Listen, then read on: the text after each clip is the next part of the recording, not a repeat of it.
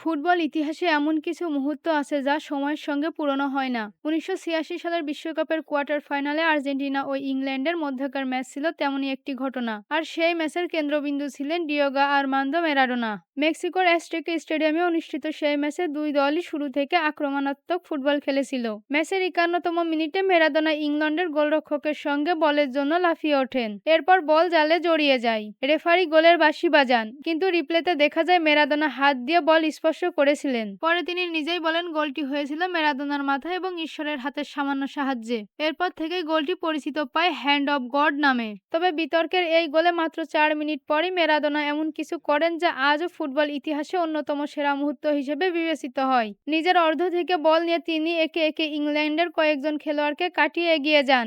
অবশেষে গোলরক্ষককে পরাস্ত করে জালে বল পাঠান। মাত্র কয়েক সেকেন্ডের সেই দৌড়ে তিনি দেখিয়েছিলেন কেন তাকে সর্বকালের অন্যতম সেরা ফুটবলার বলা হয়। এই গোলটি পরে গোল অব দ্য সেঞ্চুরি হিসেবে স্বীকৃতি পায়। ম্যাচের শেষ দিকে ইংল্যান্ড একটি গোল শোধ করলেও আর্জেন্টিনা ২-১ ব্যবধানে জয় নিশ্চিত করে। এরপর পুরো টুর্নামেন্ট ম্যারাডোনার অসাধারণ নৈপুণ্য আর্জেন্টিনা বিশ্বকাপ শিরোপা জিতে নেয়। একই ম্যাচে একদিকে ছিল বিতর্কিত হ্যান্ড অব গড, অন্যদিকে ছিল অবিশ্বাস্য গোল অব দ্য সেঞ্চুরি। এই দুই গোলই ম্যারাডোনাকে ফুটবল ইতিহাসে অমর করে রেখেছে। Mosammat Sharmin, pulse news.